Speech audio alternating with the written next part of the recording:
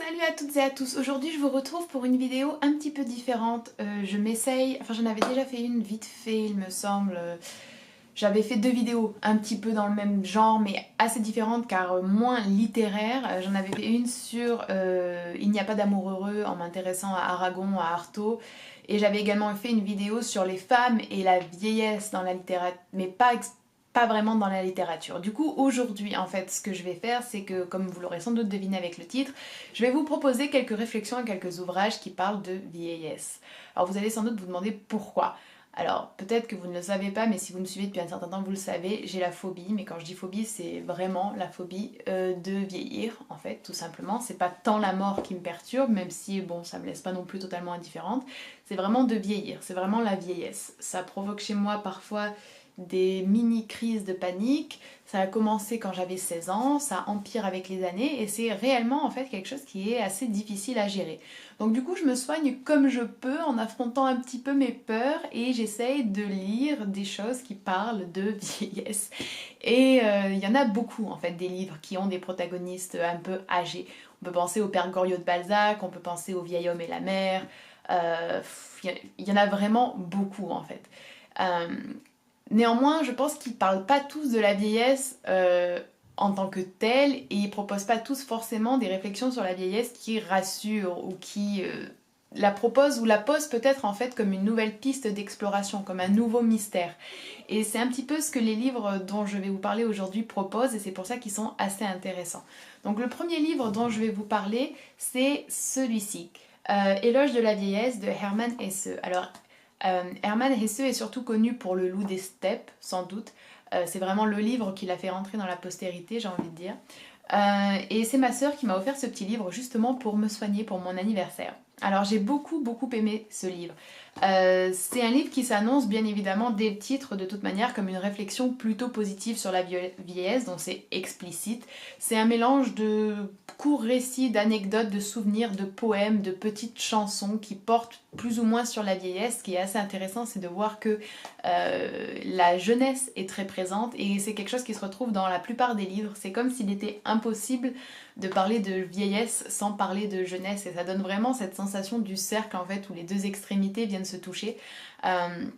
Donc c'est une grande introspection. Enfin, ce livre est fortement introspectif, très personnel. Il est fascinant de par son caractère autobiographique, de par sa subtilité, la grande importance accordée aux tout petits détails du quotidien. Et j'adore personnellement lire quelque chose de beaucoup plus personnel et de beaucoup plus autobiographique de la part d'un auteur que j'aime ou qui en tout cas est présenté comme un must-read, un grand classique.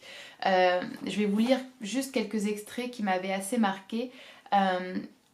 Alors ça, c'est la dernière strophe d'un poème. La mort n'est pas ici et elle n'est pas là-bas. Partout sur notre route, elle se tapit. Elle surgit en toi, elle surgit en moi, dès que nous trahissons la vie. Donc ça, c'est vrai que c'est quelque chose, bon, c'est un peu angoissant dit comme ça, mais c'est quand même quelque chose d'extrêmement positif dans le sens où la mort, qui est peut-être ce que beaucoup redoutent au sortir de la vieillesse de toute manière, ou ce que beaucoup redoutent tout court, c'est pas forcément quelque chose qui va de pair avec la vieillesse, et c'est pas forcément quelque chose qui doit nécessairement être une mort physique. On peut mourir aussi déprimant que cela puisse être, on peut mourir et toujours continuer à vivre, et c'est à partir du moment où on trahit la vie. Alors, il appartient à chacun, bien sûr, de s'interroger sur ce que cela veut dire que de trahir la vie, mais je pense que c'est quand même un bel hommage. Euh, Celui-là, il m'avait quand même beaucoup marqué aussi. Le présent le plus cher à mon cœur est le trésor d'images que nous gardons en mémoire après une longue vie, et vers lequel nous tournons avec un nouvel intérêt lorsque notre activité décroît. Des silhouettes et des visages évanouis depuis 60-70 ans continuent de vivre en nous, font partie de nous-mêmes, nous tiennent compagnie et nous regardent avec des yeux vivants. Les maisons, les jardins, les villes que nous revoyons sont exactement comme autrefois, alors qu'ils ont disparu ou totalement changé entre-temps. Dans notre livre d'images, nous retrouvons, vivants et colorés, les montagnes et les rivages éloignés que nous avons aperçus en voyage des décennies auparavant. Donc ça, je trouve que c'est quand même beau. Il finit en disant « Mais aujourd'hui, feuilletant avec précaution le grand album de notre vie, nous sommes étonnés de constater à quel point il est merveilleux et bon de se retirer de cette course-poursuite, de cette course folle et d'accéder à la... je présume que c'est en italien ou en latin, la vita contemplativa. Donc ça ce serait en latin, mais je pense que c'est en italien, la vita contemplativa. Ça m'a beaucoup marqué, je trouve que c'est quelque chose, alors c'est à double tranchant, encore une fois. C'est quelque chose que j'ai un petit peu tendance à faire, à me replier et presque m'isoler en fait dans les souvenirs, dans un passé qu'on a de toute manière tendance assez souvent à idéaliser et fantasmer. Mais c'est aussi quand même quelque chose d'assez incroyable de s'imaginer en fait comme nous, quelque part en nous se cache, du coup plutôt ici quoi, se cache comme tout un monde. Et ce qui est assez fascinant, c'est de se rendre compte parfois qu'un souvenir qui ne nous était pas accessible il y a 10 jours nous l'est soudainement tout à coup. Et c'est quand même cette réalisation de se rendre compte que on est une étendue qu'il nous reste à explorer, une étendue insoupçonnée de nous-mêmes. Euh, c'est beau, ça donne, je trouve, une nouvelle dimension peut-être à la vieillesse, mais pas que, qui, du- par là, je pense, acquiert un nouvel intérêt, à mon sens. Et dernière petite citation, l'éphémère possède un charme merveilleux, un charme d'une brûlante tristesse. Alors ça, c'est vrai. Mais il y a plus de beauté encore dans le passé qui n'est pas révolu, qui ne s'éteint pas, se perpétue secrètement, dans le passé qui recèle une éternité cachée, refait surface dans la mémoire et se tapit dans les mots qu'il faut sans cesse invoquer. Donc ça, c'est vraiment des passages que j'ai soulignés, que j'ai gardés parce que c'est des choses que je ressens déjà en moi et qui sont un petit peu à double tranchant, comme je l'ai déjà dit. Ils ont un goût un petit peu amer, c'est bittersweet, comme on dirait en anglais. C'est à la fois une source de consolation incroyable, mais c'est aussi une forme de renoncement un petit peu à la vie. Comme il le dit lui-même, c'est se retirer en fait de la course-poursuite. C'est un petit peu comme se retirer du courant de la vie, le faire sciemment. Euh, mais ne pas se retrouver dans du vide en fait. Et c'est une dualité d'émotions, je trouve, qui est assez intéressante et qu'on ressent tous à un moment ou à un autre. Alors, l'autre livre dont je vais vous parler, c'est celui-ci, Histoire de ma mère de Yasushi Inoue. Alors, celui-ci nous fait renouer avec la fiction et le récit des dernières années de la vie d'une mère. Il y a une dimension quand même assez différente de la vieillesse parce que c'est un récit sur une autre personne, donc elle est quand même dépossédée d'une certaine forme d'autonomie et de pouvoir, mais c'est également assez différent parce que c'est une vieillesse touchée par la sénilité. Donc ça, c'est également quelque chose qui me terrifie. Donc c'était un petit peu un challenge de lire ce livre, mais c'est très très beau, c'est très délicat, comme l'est assez souvent, j'ai envie de dire, la littérature japonaise sans pour autant faire de grosses généralités. Il y a également une dimension sociale assez intéressante, je trouve, avec la question de la place qu'occupent les anciens, notamment dans les sociétés asiatiques en général, mais du coup dans la société japonaise, où la maison de retraite, c'est pas la réponse évidente comme ça l'est dans nos sociétés européennes ou occidentales. Point commun avec les autres ouvrages sur ma liste, désolée, je jette des petits coups d'œil à mes notes, c'est le retour en fait à l'enfance causé par la sénilité. Donc c'est quand même assez intéressant, comme je vous l'ai dit dans ce livre-là, il y a toujours cette espèce de jonction, ce point de contact entre jeunesse ou enfance et vieillesse. Là c'est vraiment un retour en enfance de la protagoniste. C'est comme si, entre guillemets, la vieillesse de toute manière englobait l'enfance. C'est assez aussi réconfortant parce que j'ai l'impression que quand on imagine le temps dans notre vision assez linéaire du temps dans nos sociétés, on pense peut-être à un trait et à une avancée et on pense à un passé comme étant quelque chose de révolu. Là, ça permettrait de penser plutôt le temps comme quelque chose comme une somme et comme quelque chose d'englobant, c'est-à-dire que le passé ne serait plus révolu, mais le passé nous est toujours accessible, toujours présent en nous, quelque chose d'englobant, un peu comme un cercle entre guillemets. C'est une vision du temps qui est assez réconfortante et en fait je pense que de toute manière beaucoup de nos anxiétés et de nos angoisses vis-à-vis de la vieillesse, de la mort, du temps qui passe, c'est lié en fait à notre conception du temps. Donc c'est quelque chose qui vaut la peine de s'y intéresser. Et enfin, dernier livre, je vais parler de deux autres ouvrages mais je ne les ai pas matériellement avec moi. C'est celui-ci qui est sans doute le plus intéressant, peut-être le plus réconfortant, le plus inspirant, Vers la lumière de Genius Okyu. Alors, ça, c'est un petit peu en fait la même idée, c'est-à-dire qu'il y a également cette idée de confusion temporelle entre un temps linéaire que l'on retrouve pas dans ce livre, qui est totalement détruit dans ce livre. Et c'est ça qui est extrêmement touchant et réconfortant. C'est rassurant en fait vis-à-vis de la mort, car ça présente la mort comme non pas une finalité, mais plutôt comme juste une étape dans un temps organisé différemment.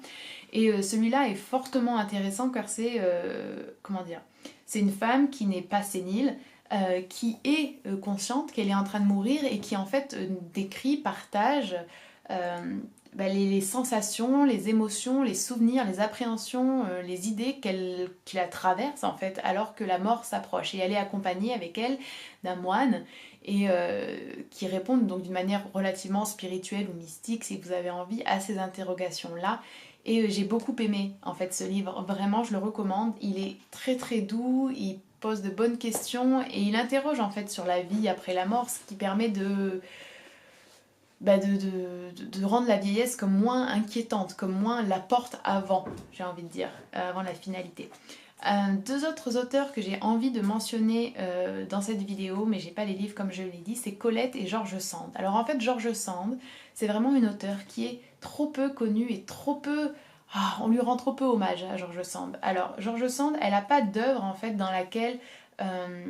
d'œuvre fictionnelle dans laquelle on s'intéresse réellement à la vieillesse. Par contre, dans l'histoire de ma vie, qui est son histoire, on a la vieillesse, aussi bien par la description en fait de sa grand-mère, qui est la personne qui l'a élevée, que par les réflexions sur sa propre vieillesse. Parce que George Sand a beaucoup écrit, notamment beaucoup écrit à des amis, par exemple à Flaubert, et elle s'interroge sur la vieillesse, elle parle de ses occupations, de ses sentiments, des sensations qu'elle a, et ça c'est fortement touchant. Je veux juste vous lire une citation que j'ai réussi à trouver. Votre époque m'interpelle avec force et je compte bien profiter de vous pour assouvir ma soif de connaissances et d'idées nouvelles.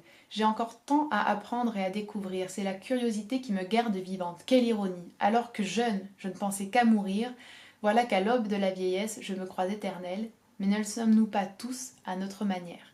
C'est quand même extrêmement beau, c'est extrêmement positif. George Sand, c'est une femme qui a été extrêmement forte, extrêmement complexe, extrêmement franche et entière.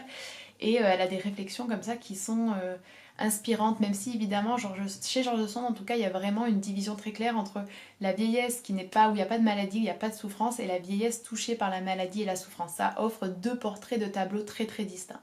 Et enfin la dernière, c'est Colette. Alors Colette, elle par contre, elle propose vraiment une réflexion assumée et explicite sur la vieillesse, avec une revendication fortement, à mon sens, fortement féministe, fortement engagée et très très forte et poignante. Colette connaissait littéralement parlant, connaissait très bien George Sand, et bien qu'elles étaient pas forcément en accord sur tout, on sent quand même qu'il y a cette idée de, je sais pas comment dire, de puissance, de force de vie assez incroyable chez Colette, qui est une auteure qui, pareil, je trouve, n'est pas vraiment très étudiée, n'est pas fortement mentionnée ou qu'on n'utilise pas forcément pour des références, alors que chez Colette, bon, là c'est la vieillesse qui nous intéresse dans cette vidéo, mais chez Colette, il y a quand même une multitude de thèmes, de sujets, de points importants qui sont exploités et explorés d'une manière assez intéressante. Donc Colette, c'est également une auteure qui, elle, dans sa fiction, a une réflexion assumée et affichée sur la vieillesse. Voilà, c'est tout pour cette vidéo. Comme je vous l'ai dit, il y a des tas d'autres œuvres qui parlent de la vieillesse. Ça, c'était ma sélection personnelle. J'ai essayé de la rendre assez intéressante et en fait, elle répond à mes interrogations à moi qui ne seront peut-être pas les vôtres.